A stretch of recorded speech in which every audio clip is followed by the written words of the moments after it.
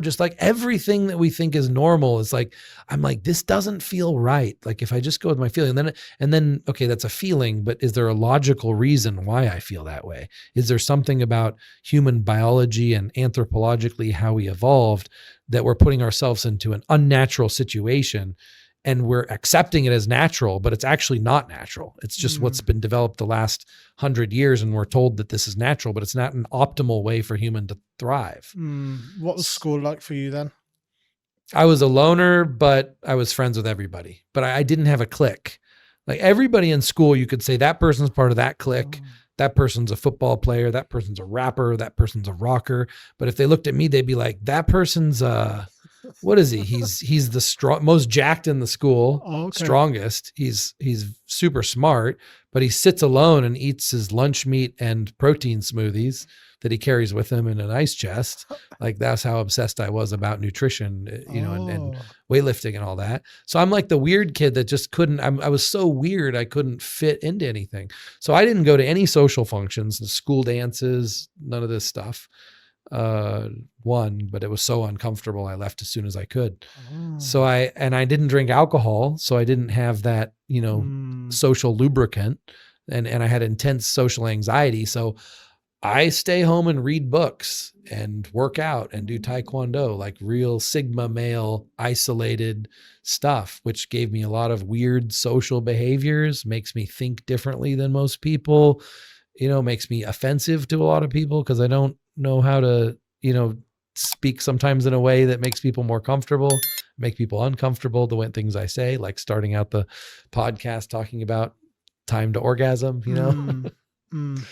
There's a saying from Ralph Smart. He says, my first spiritual teacher, if you feel like you're in the world and you don't fit in, it's because you came here to create another one. Yeah, that's so right. All the people that are in the world, they're fitting in. There's not going to be no change because they're just doing everything what the group does. But I'm not here to fit in. You're not here to fit in. We're here to share different.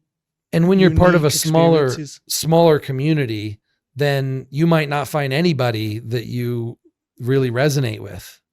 But when you look at the global community, look at, you come from England, right? Yeah. I'm from America. On a global scale, now we found each other and we are like-minded in a lot of ways of personal development, independent thinking, critical thinking, these type of things. Freedom is a priority.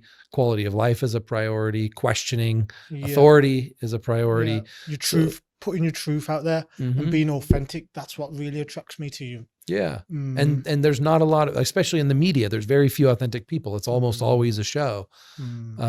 Carefully crafted characters to show certain parts of someone's life or personality, and it's not really who they are. Staged, totally staged. What I really rate is like when someone can put their authentic self out there and in the back of their mind, knowing that it's going to upset someone. Yeah. Do you know what I mean? Or you're going to say something that like doesn't make you look, it damages your reputation slightly, but it's your truth. So people can take it or leave it. It's no problem. Do you know what I mean? But I'm going to put it out there because I feel it's the authentic and valuable thing to do. Yeah. You're living in your truth. Yeah. Living in your truth. And when I went on YouTube, that was also a very rare thing. In the fitness industry, it's all about just showing how amazing your life is and how amazing your body is. And I went and I showed my amazing life and body. And I also was very honest about all the bad things about me and challenges I'm overcoming. And that had not been done in the fitness industry before. There was not that authenticity in the fitness industry before. What bad things do you remember sharing or going through then? Oh, well, I mean, the most famous one is I'm not allowed to say the word of what they're called anymore, but you can say it. Okay. It's humans that are born as boys who become girls who look so much like girls that you can't tell the difference. Okay. Well, what can I say? What you can't? What they're called in Thailand. Yeah. Okay. Yeah. And I got censored a lot for talking about them. Yeah.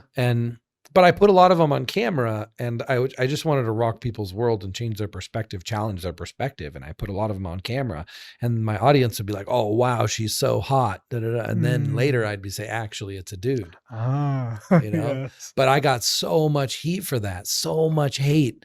And it's weird because I thought with the LGBTQ community, I thought that there was some kind of like awakening and embracing about that, but then how could I get so much hate about it? I don't understand. I guess you have to look at each individual, but it's like you have some people who are pro LGBTQ, and then you have other people who are extremely against it.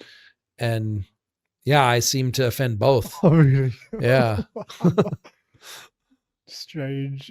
But I was being honest that Yeah. I actually found them very attractive, Mm. extremely attractive. Mm. And hear I caused a lot of men to try it and decide Oh, that yeah. that's what they actually liked, Yeah. which was one of the reasons why I did it, was because I know a lot of people are living in denial of what they actually want. Mm. And I just wanted to give them all the options and say, you don't have to just do what Disney movie told you to do.